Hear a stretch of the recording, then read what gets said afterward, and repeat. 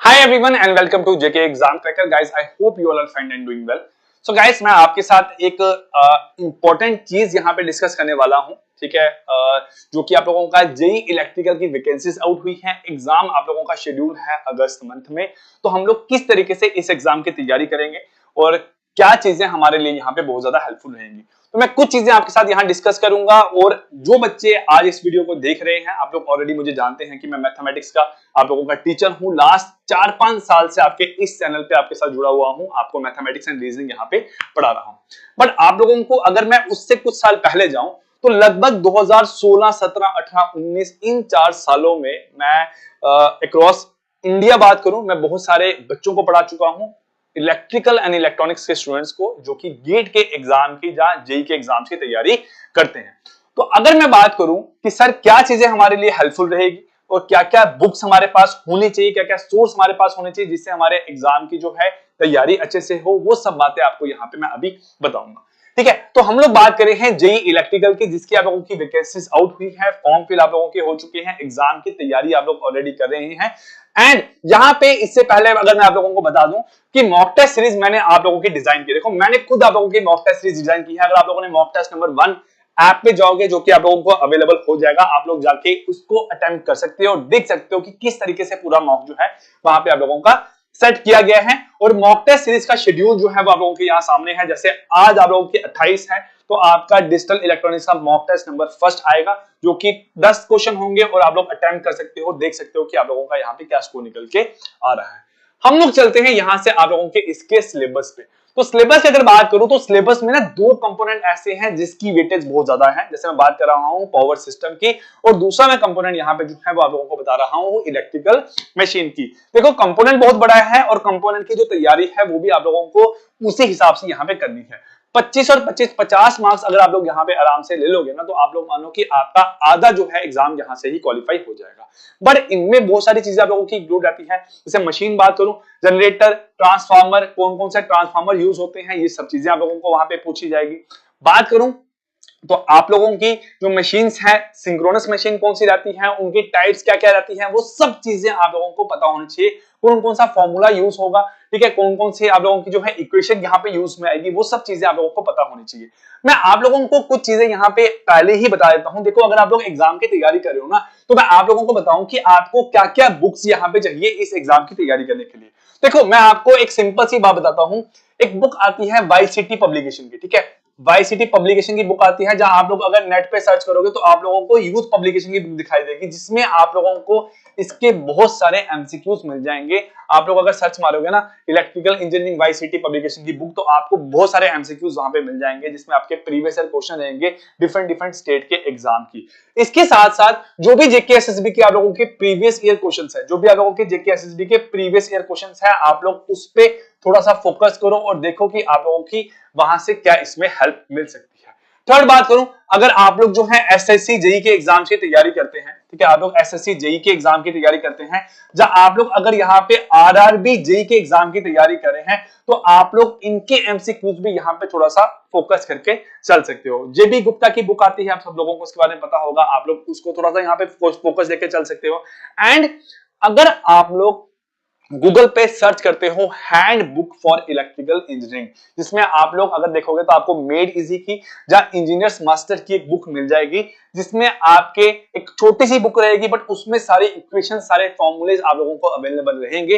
तो आप लोग कोशिश करो उसको परचेज करो। अगर आपको लास्ट टाइम पे नोट्स को नहीं बनाना है, जहां आप लोगों को कुछ कभी दिक्कत आती है कि सर मेरे पास फॉर्मूलेज कौन कौन से याद करने हैं, कौन कौन से इंपॉर्टेंट पॉइंट है, तो वो चीज आप लोगों की बहुत ज्यादा हेल्पफुल रहेगी। ठीक है, तो आप लोग ये कुछ चीजें जो है मैंने आप लोगों को बता दी, आप लोग मार्केट से अगर चाहो तो आप लोग परचेज कर सकते हो और देख सकते हो, आप लोगों के लिए बहुत ज्यादा ये हेल्पफुल रहेगी। सिलेबस की अगर बात करूं तो पहला आप लोगों का जो यूनिट है जिसकी हम लोग बात कर रहे हैं, इलेक्ट्रिकल सर्किट्स एंड फील्ड, ये बहुत बड़ा आप लोगों का यहाँ पे यूनिट है। हम बात करें बेसिक है, जिसमें आप लोगों को थ्योरम्स पूछी जाएंगी, आपको ओम्स लॉ है, यहाँ पे टाइप्स ऑफ आपके जो है एलिमेंट्स कौन कौन से यूज हो रहे हैं, एक्टिव और पैसिव एलिमेंट्स कौन कौन से हैं, उनमें डिफरेंस, इनकी प्रॉपर्टीज क्या क्या होती है, कौन कौन से आपके जो है ग्राफ दिए होंगे, बोलेंगे ये आपके ओम्स लॉ को फॉलो करते हैं कि नहीं करते हैं, इक्वेशन आप लोगों को दी गई जाएंगी, जूल्स लॉ ऑफ इक्वेशन आप लोगों को यहाँ पे पूछा जा सकता है, इस पे बेस्ड ऑन क्वेश्चन आप लोगों को नॉर्टन थ्योरम, थेवेनिन थ्योरम, आप लोगों के मैक्सिमम पावर थ्योरम है, इन सब थ्योरम के अकॉर्डिंगली क्वेश्चन आपको एग्जामिनर पूछ सकता है। सर्किट गिवन होंगे, सर्किट को सॉल्व करके आप लोगों को जो है आंसर निकालना होगा। डेल्टा और वाई में हम लोग कैसे एक दूसरे को कन्वर्ट करते हैं यह आप लोगों को यहाँ पता होना चाहिए। एम्पेयर सर्किटल लॉ आप लोगों का कैसे होगा, बायो-सैवर्ट्स लॉ आप लोगों का यहाँ पे कैसा होगा। तो ये सब चीजें आप लोगों के इस सारे चैप्टर के अंदर है, जो कि 15 मार्क्स आप लोगों को यहाँ पे पूछा जाएगा। इसके ऑलरेडी जो है आप लोग देखोगे अगर तो 2 मॉक मैं ऑलरेडी इसके अपलोड कर चुका हूं, जो आप लोगों के सेक्शनल मॉक होंगे इस पे, और आपका टॉपिक वाइज अगर मैंने इस पे एक ही मॉक शायद अपलोड किया है, बाकी मॉक आप लोगों के ऑलरेडी आपके आने वाले टाइम में अपलोड हो जाएंगे। सेकंड हम लोग बात करें यहाँ पे कंट्रोल सिस्टम की। 10 मार्क्स का आप लोगों का कंपोनेंट है, जिसमें आप लोगों को एक सिंपल सा ब्लॉक डायग्राम एग्जामिनर पूछ सकता है 2-4 क्वेश्चन में, और उसको बोलेगा इसको मिनिमाइज करके बताओ कि इसका क्या आंसर आप लोगों का निकल के आता है। ये आप लोगों को यहाँ पे पूछा जाता है। दूसरा हम लोग बात करें यहाँ पे open and close loop system के बारे में, आप लोगों को पूछा जा सकता है। आप लोगों को इसका जो है डिफरेंस यहाँ पता होना चाहिए, क्या डिफरेंस है आप लोगों का ओपन लूप और क्लोज लूप के बीच में। कुछ ऐसी चीजें हो सकती है, पूछेगा एग्जाम में, बताओ ये ओपन लूप है, क्लोज लूप है, या दोनों है आप लोगों के यहाँ पे। ठीक है, लास्ट बात करूं stability analysis of this system. जो सिस्टम है इसको हम लोग कैसे बता सकते हैं कि आप लोगों का स्टेबल सिस्टम है कि नहीं है। नेक्स्ट कंपोनेंट यहाँ पे बात करूं आप लोगों का, जो कि मेरे पास यहाँ पे रहता है आपका इलेक्ट्रिकल एंड इलेक्ट्रॉनिक्स मेजरमेंट। यहाँ पे हम लोग बात करें तो बहुत वास्ट आप लोगों का ये कंपोनेंट है, जिसमें आप लोगों को ब्रिज, पहले तो यहाँ पे आएंगे जो आप लोगों के ब्रिजेस रहते हैं, जैसे एंडरसन ब्रिज है, आप लोगों का हेज ब्रिज है, इन पे आप लोगों को क्वेश्चन पूछ सकता है एग्जामिनर सिंपल यहाँ पे।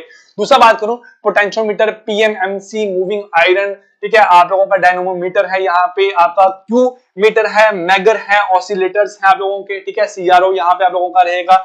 ट्रांसड्यूसर्स आप लोगों ने पढ़े होंगे क्या होते हैं, measurement of displacement, measurement of energy, flow, temperature, ये सब चीजें आप लोगों के इस चैप्टर में रहती है, जिसमें आपको एग्जामिनर 15 क्वेश्चन पूछेगा। और मैं एक सिंपल से आप लोगों को बात समझाऊं तो आप लोग कोशिश करो, जो आप लोगों ने अपने ग्रेजुएशन के टाइम पे बुक्स पढ़ी है ना, जो आप लोगों की कॉलेज के टाइम में, देखो एक तो चीजें हैं कि हम लोग बुक्स लेते हैं लाइब्रेरी से, हम लोग वापस कर देते हैं। अगर आप लोगों ने नोट्स बनाए हैं तो नोट्स आप लोगों के पास अवेलेबल होंगे, आप लोग नोट्स को प्रेफर कर सकते हो, या फिर आप लोगों के पास बुक है तो कोशिश करो कि थोड़ा सा आप लोग बुक से पढ़ो, और मैंने हैंड बुक के बारे में आप लोगों को बता दिया, वो आप लोगों के लिए बहुत ज्यादा हेल्पफुल रहेगी। फोर्थ में यहाँ पे बात करूं जो आप लोगों का है इलेक्ट्रॉनिक डिवाइसेस एंड सर्किट। ठीक है, तो देखो मैं खुद इलेक्ट्रिकल ट्रिपल ई बात करूं तो मैंने दोनों कंपोनेंट पढ़ रखे हैं, बट ज्यादा मेरा फोकस जो है मेरे जो एमटेक में था वो आप लोगों का सब्जेक्ट इलेक्ट्रॉनिक्स का यहाँ पे रहा था।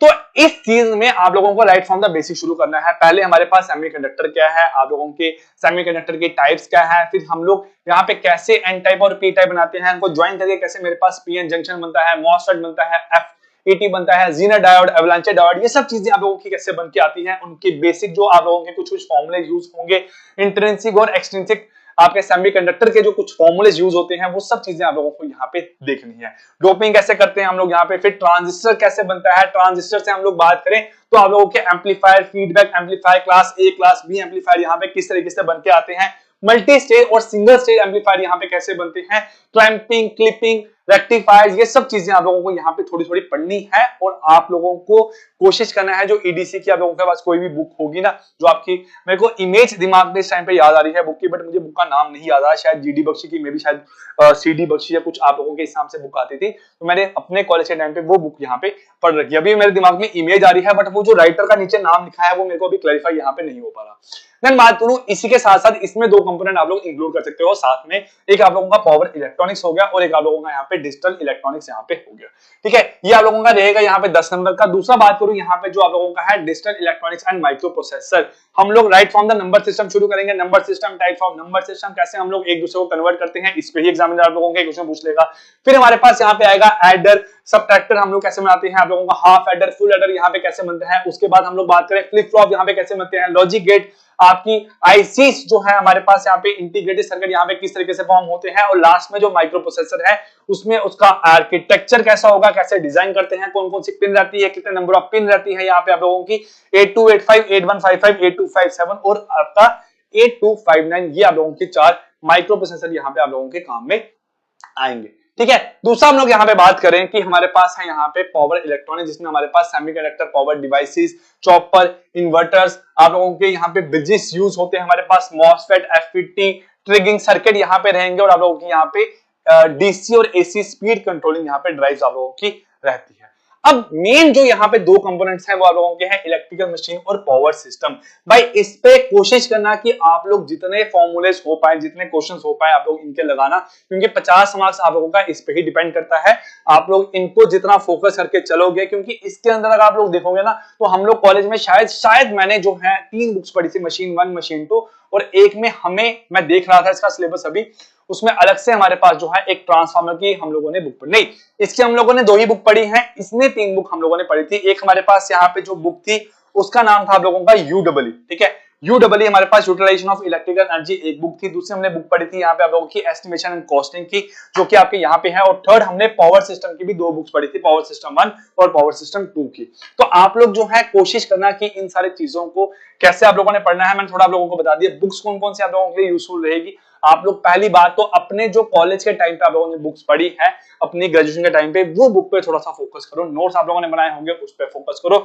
और आप लोगों को मैंने बताया कि हैंड बुक्स मिलती हैं ऑनलाइन आप लोगों की 200-300 रुपए की आप लोगों को अवेलेबल हो जाएगी, जिसमें important formulas, important equations, important points आप लोगों के मेंशन होंगे, वो सब चीजें आप लोगों के लिए यूजफुल बहुत ज्यादा रहेगी। क्लियर? सो अभी टाइम है आप लोगों के पास, नियर अबाउट 2 से 3 महीने का टाइम है, उसको अच्छे से यूटिलाइज करो और एग्जाम की आप लोग यहाँ पे अच्छे से तैयारी करते रहो। और कोई भी आप लोगों को अगर हेल्प चाहिए होगी इसके रिगार्डिंगली, मेरे पास टाइम अवेलेबल नहीं था। और साथ में बात करूं कि मुझे भी इस चीज को टच किए नियर 4 से 5 साल हो चुके हैं। मैंने एक दिन देखा कि सिलेबस क्या, मैं इसके अकॉर्डिंगली कुछ बच्चों की हेल्प कर सकता हूं कि मैं अगर कोर्स लॉन्च करूं तो बच्चों को पढ़ा सकता हूं। तो मुझे ऐसा फील हुआ कि मेरे पास इतना टाइम अवेलेबल नहीं है कि मैं आप लोगों का एक पूरा सिलेबस यहाँ पे कवर अप कर पाऊं। बट आप लोगों को कुछ भी इसके रिगार्डिंग अगर हेल्प चाहिए होगी तो आप लोग मेरे नंबर पे 9469860788 पे मुझे मैसेज कर सकते हो। जो भी मेरे एंड से हो पाएगा मैं आप लोगों की यहाँ पे इसमें हेल्प कर दूंगा, ठीक है? Clear? So guys, I wish you all the very very best. Bye bye and take care.